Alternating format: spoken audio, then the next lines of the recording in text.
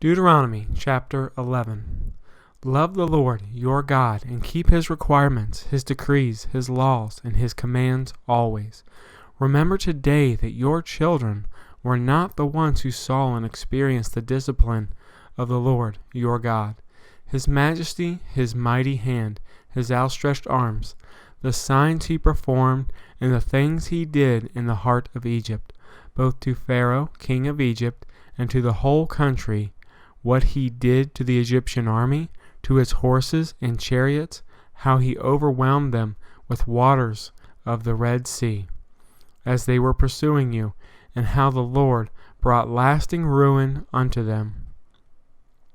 It was not your children who saw what he did for you in the wilderness until you arrived in this place, and what he did to Dathan and Abiram, sons of Eliab the Reubenite, when the earth opened its mouth right in the middle of all Israel and swallowed them up, with their households, their tents, and every living thing that belonged to them. But it was your own eyes that saw all these great things the Lord has done. Observe, therefore, all the commands I am giving you today, so that you may have the strength to go in and take over the land that you are crossing the Jordan to possess, and so that you may live long in the land the Lord swore to your ancestors to give them and their descendants, a land flowing with milk and honey. The land you are entering to take over is not like the land of Egypt, which you came from, where you planted seed and irrigated it by foot as in a vegetable garden. But the land you are crossing the Jordan to take possession of is a land of mountains and valleys that drinks rain from heaven. It is a land the Lord your God cares for. The eyes of the Lord your God are continually on it from the beginning of the year to its end. So if you faithfully obey the commands I am giving you today, to love the Lord your God, and to serve him with all your heart and with all your soul, then I will send rain on your land in its season, both autumn and spring rains, so that you may gather in your grain, new wine, and olive oil. I will provide grass in the fields for your cattle, and you will eat and be satisfied.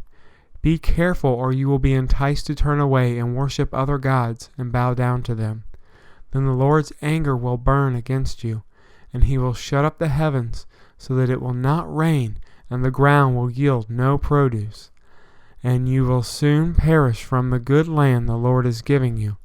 Fix these words of mine in your hearts and minds. Tie them as symbols on your hands and bind them on your foreheads. Teach them to your children. Talk about them when you sit down at home and when you walk along the road, when you lie down and when you get up.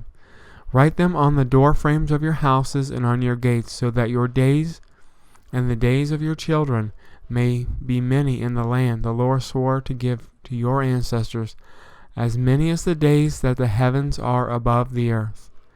If you carefully observe all these commands I am giving you to follow, to love the Lord your God, to walk in obedience to him, and to hold fast to him, then the Lord will drive out all these nations before you, and you will dispossess the nations larger than you. Every place where you set your foot will be yours. Your territory will extend from the desert to Lebanon, from the Euphrates River to the Mediterranean Sea. No one will be able to stand against you. The Lord your God will put the terror and fear of you on the whole land wherever you go. See, I am setting before you today a blessing and a curse. The blessing if you obey the commands of the Lord your God that I am giving you today. The curse if you disobey the commands of the Lord your God and turn from the way that I have commanded you today by following other gods, which you have not known. When the Lord your God has brought you into the land you are entering to possess, you are to proclaim on Mount Gerizim the blessings, and on Mount Ebal the curses. As you know, these mountains are across the Jordan, westward toward the setting sun, near the great trees of Moriah, in the territory of those Canaanites living in Arabah, in the vicinity of Gilgal. You are about to cross the Jordan to enter and take possession of the land the Lord your God is giving you. When you have taken it over and are living there, be sure you obey all the decrees I am setting before you today.